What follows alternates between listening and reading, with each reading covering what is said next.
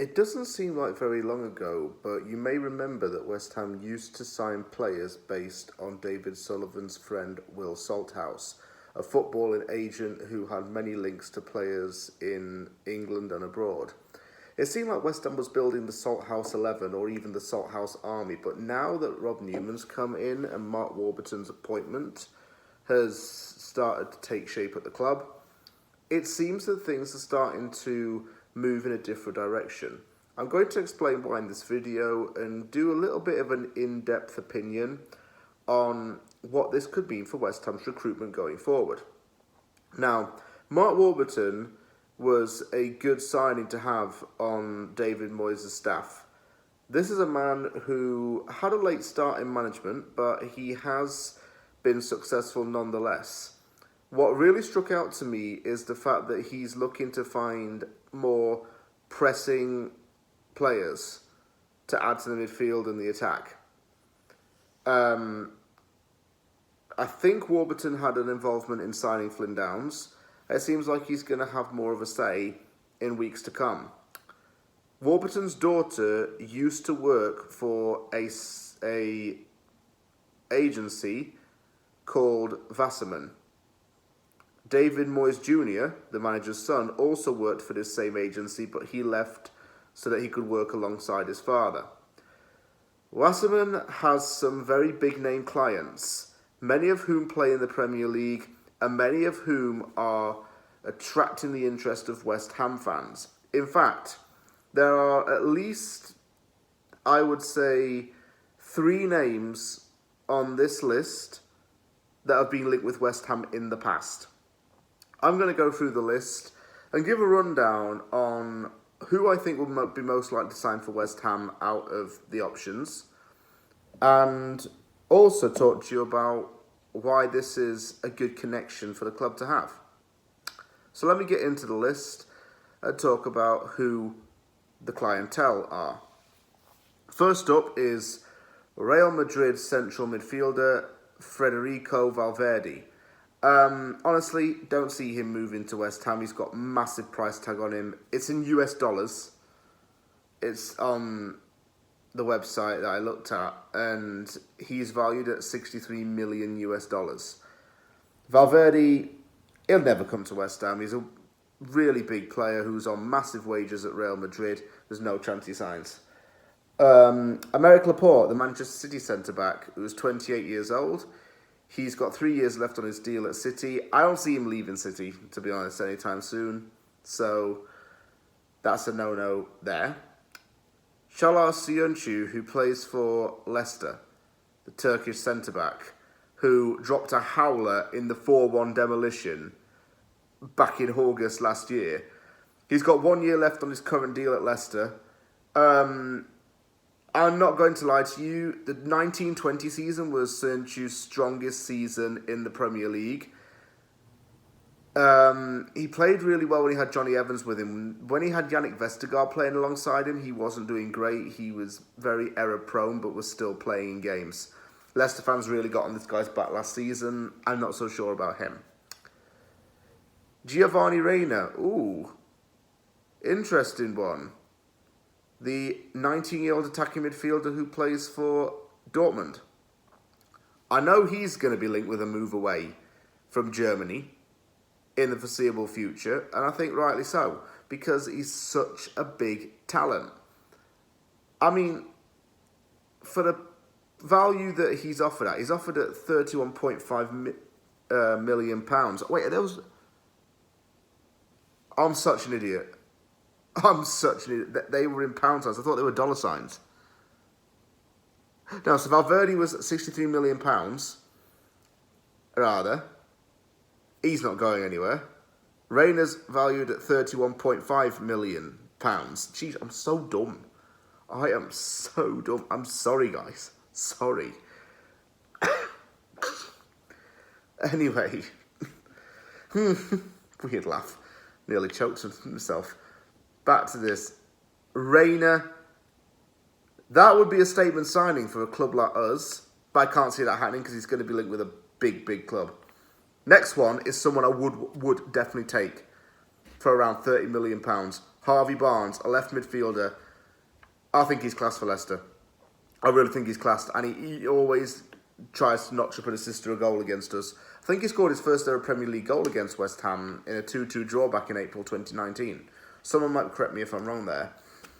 But Harvey Barnes is a fantastic player to have on the left midfield, and that's a position we need to fill. Absolutely. For his age and his value, get him in. Tyrone Mings is up next, the Aston Villa centre-back, who is worth £27 million. He's 29 years old, so he's not really exactly in the Red Bull model kind of age, the one that Moyes has spoken about before. Mings, I'm not 100% sure on him, to be honest with you, and no, I wouldn't take him. Curtis Jones is up next, interesting one. Liverpool's young midfielder Curtis Jones, who's valued at 25.2 million. I know he's just signed a new contract there. I can't see him coming to another club or going anywhere anytime soon.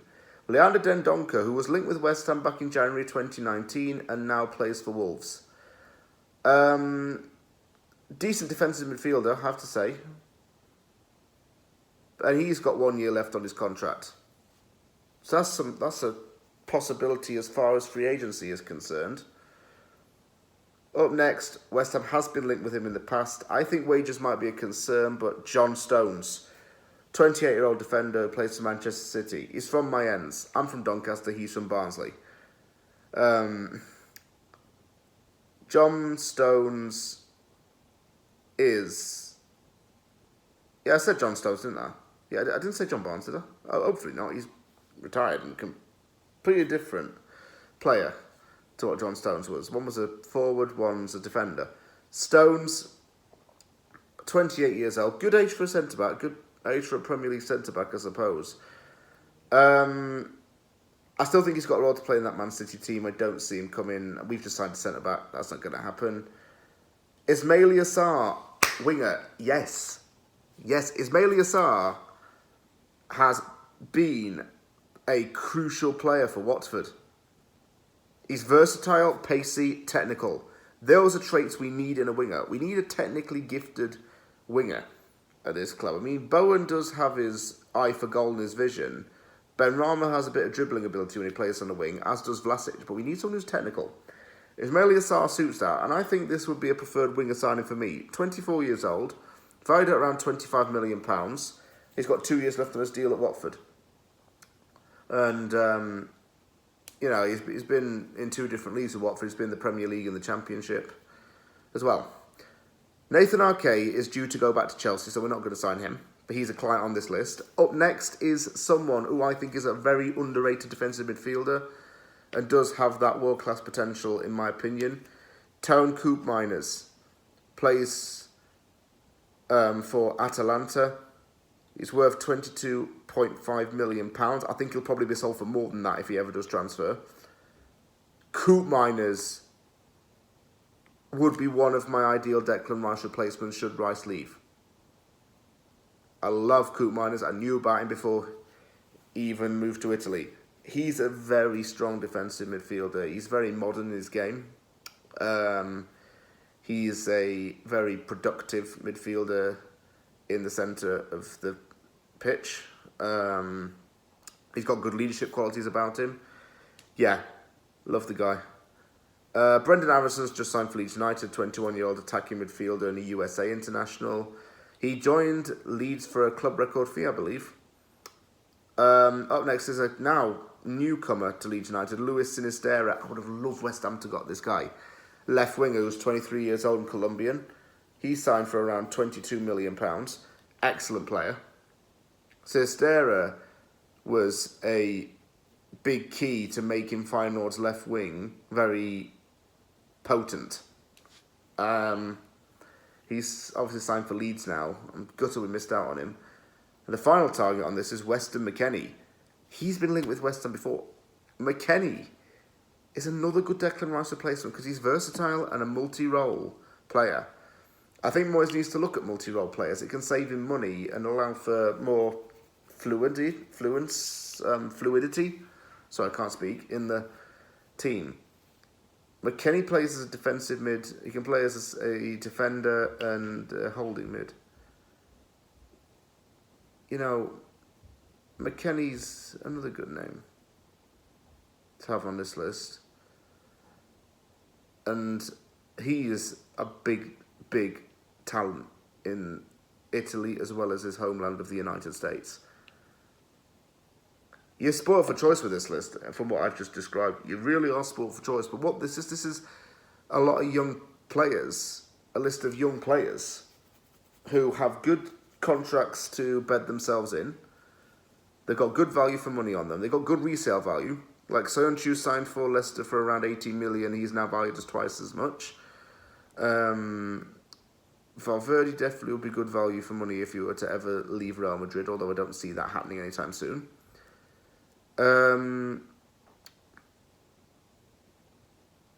Yeah, you really have a decent variety of players on this. You have different players with different styles of play and profiles.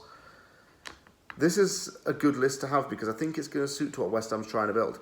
If we're trying to get a younger team, you're looking at players that are value for money. Unlike a Salthouse clan where it's older players who are on the cheap, this is a list that's going to make you take risks more with your spending, but get you the best possible results. This Wasserman agency looks like it could be the future for West Ham going forward, and who knows, maybe we can sign more players out of it. I'm just probably being hopeful, and that's probably wishful thinking, but hey-ho, I have a dream. Thank you very much for watching this video. If you liked the video, don't forget to give it a thumbs up. Don't forget to subscribe for more content. Take care, everyone, and I'll see you all soon.